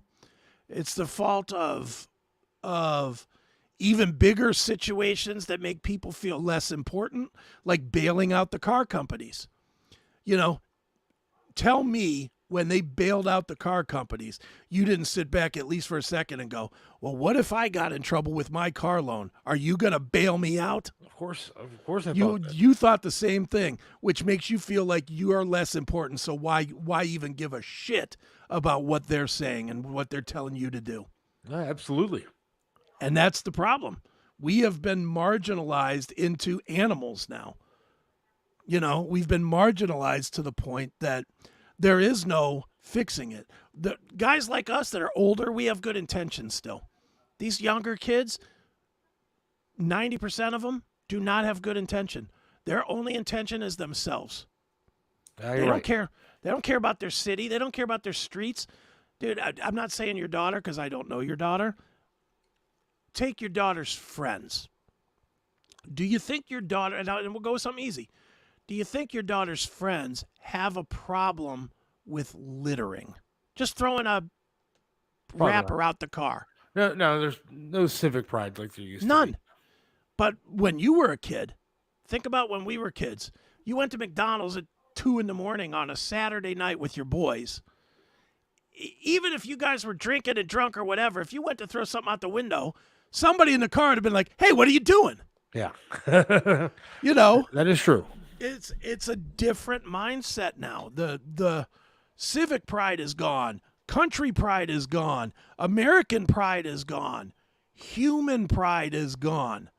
You know, we don't have any of the pride for any of this stuff anymore, and that is, that's a big problem. And see, Jim is right here. And now we're bailing out loans for college students. This is what goes on with there isn't any consequences, just like you said. There's no consequences for even going to college. No. Going to college meant that you wanted to pursue your education and further your career, whatever it is that you're going to do.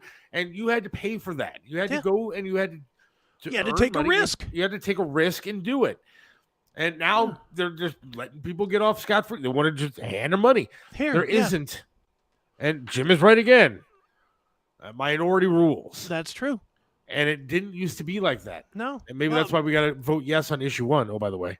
Well, but think about, go back to the college for a minute. The risk equaled the reward. You risked your future for your future. I'll point it into my little pinball business out in Pennsylvania. I didn't have a ton of money. I'll tell you how much I had. I don't care if anybody knows. I put $75,000, which was everything that I had, into it. Literally said, if this doesn't work, I'm going to have to go back to a job.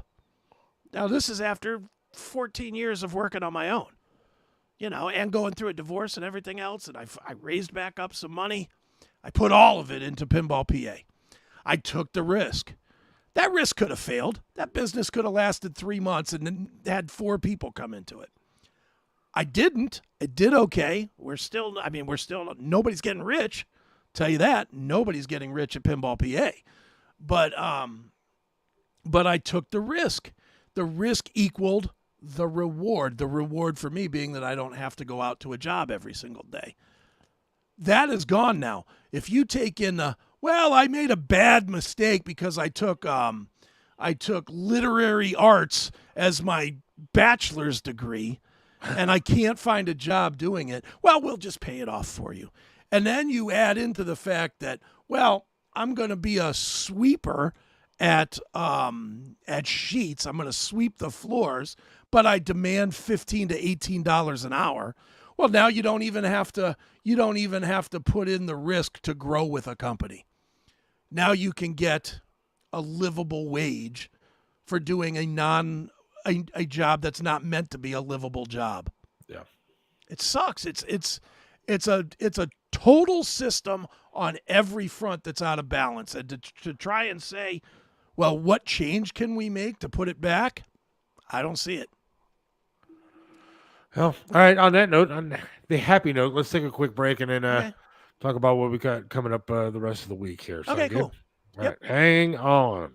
What's going on, everybody? It is Chris Aiken from Chris Aiken Presents and the Seth Williams Show, and of course the Classic Metal Show. And I know you need someone to be told something, right? Whether it's something nice, something not so nice. Maybe you need somebody fired and you just don't have the guts to do it. Maybe you need to tell your girlfriend to hit the pavement. Maybe you need to tell the boyfriend to hit the streets. Whatever it is, I got you covered. Right here with my Cameo, cameo.com/Chris Aiken. I will tell them, and I won't be nice, unless you want me to be. If you want me to be nice about it, I will certainly give the sweetest message possible. But if you need evil with a lot of F-bombs and a lot of words that I just can't even say on any sort of radio or TV program, I'll do that for you too. One more time, cameo.com/Chris Aiken. Buy a Cameo from me, and I will tell them like it is, the way you want them told. All right, see ya! There's no place like home, and whether it's furniture, artwork, home accessories, appliances, or that one-of-a-kind collectible, Yellow Brick Road Online Auctions allows you to find everything you need from the comfort of your own home. The owner of Yellow Brick Road Auctions has been conducting online estate auctions for over 8 years by providing homeowners with a stress-free process to liquidate all items that have accumulated over the years. I'm Melissa Mendise, owner of Yellow Brick Road Auctions. Log on today to find your heart's desire. Hey, it's Seth from Mario's Barbershop in Parma, 7526 Broadview Road in the Pleasant Valley Shopping Center right next to Big Lots. You got to check out Mario, man. Great guy, does a lot for charities, but can perform miracles with hair. He even made me look clean cut. Does my hair, does a great job. Love talking to the guy while I'm sitting there. It's a great place to go, local business. You gotta go to Mario's Barbershop in Parma. Mario's Barbershop in Parma, 7526 Broadview Road. Again, in Parma, Pleasant Valley Shopping Center, right next to Big Lots. Or give them a call, 216-520-1977. That's 216-520-1977. Mario's Barbershop in Parma. Oh my God. Staples actually sells staples.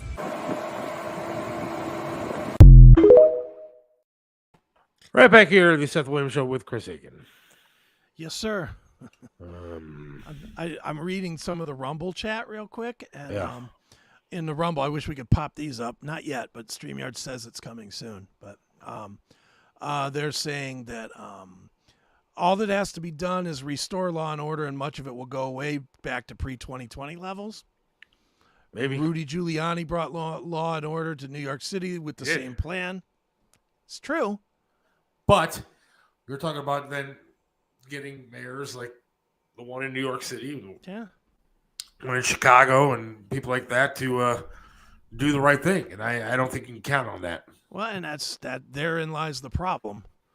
I don't disagree that some real law and order and some tough law and order and some stuff that won't feel good would fix some problems. The problem is, what politician has the stones to stand up for something that doesn't feel good? That's where the problem lies. So again, Jim, vote yes on issue 1, majority rules. Okay, yeah. I'm voting yes on issue 1. I may not vote for Vivek, but I'm going to find some Vivek Ramaswamy videos to try to play on Wednesday's show. Is he not on TikTok? I'm sure he's somewhere. I'm imagining he is on TikTok, so I'll find something. I was gonna say, if he's on TikTok, you'll find him. I'll find it. I don't know how to do shit on like a lot of technology stuff. I know how to run a radio station, and I know how to. I just got a service update on from the U.S. government on my TikTok phone. Uh-oh. But I accepted whatever it is. There's a bunch of Vivek stuff on TikTok. So I'll have some Vivek Ramaswamy stuff for Wednesday's show. Yeah. So we could discuss that if you'd like. And then also we have Moon Fever. That's right. Fever coming up on Wednesday. Band. Yep. Like them. Tony Masashi will be on Wednesday. Yeah. Next week, Monday, we have Saliva on. Yes. Correct? We have Saliva coming on to talk about their upcoming tour. And then a lot of people may not know Saliva, some of the people that listen, but I was a big fan of the band. And actually, when Triv was not there, I would open up pretty much every show with one of their songs. Okay. Ladies and Gentlemen. I used to Ladies open up and that song Gentlemen. all the time. So they are a big band, and they will be joining us on Monday. They will be. And then on Wednesday, it's not confirmed yet, but I'm going to have to reach out and say, what the hell? We're supposed to have Drowning Pool as well. So big band as well. Love that. Let those bodies hit the floor. So, good stuff. So, and for somebody asked about me doing Chris Aiken Presents tonight, yes, I will be doing that in 2 hours. Myself and Eric will be doing the show. We have Dinsey, who was the vocalist for the band Bow Wow Wow, with Eric. Eric was in Bow Wow Wow for a minute as well, and Dinsey was the singer. So we will have her on, and then we will have Aaron Lee, the bassist of the band Y&T, on as well. So very cool. And we did an interview earlier today. We did. The lovely Serena Talley. And we're going to be putting that up somewhere at some point. Yeah, it'll be up on something here. There she is. Yeah, she is a good looker. She is. And she was very cool, very nice. And yeah. I asked her how to swear in Swiss German. Yeah, that was pretty good. So you can hear that interview. We'll let you know where that's going to be. Yeah, it'll be on Odyssey for sure, and the website and blah blah blah. It'll be up. Fantastic. Coming soon. Appreciate everybody listening tonight. Much appreciated. God willing, to talk to you on Wednesday with a bunch of cool stuff, including Vivek Ramaswamy. That's right. So everybody can relax. I'm going to have a good breakfast on Sunday with my friends and talk about Vivek Ramaswamy. And hopefully nobody will choke on a pancake. Have a great next couple of days. And Chris, I will talk to you soon. Thank you, man. All right. See ya. See ya.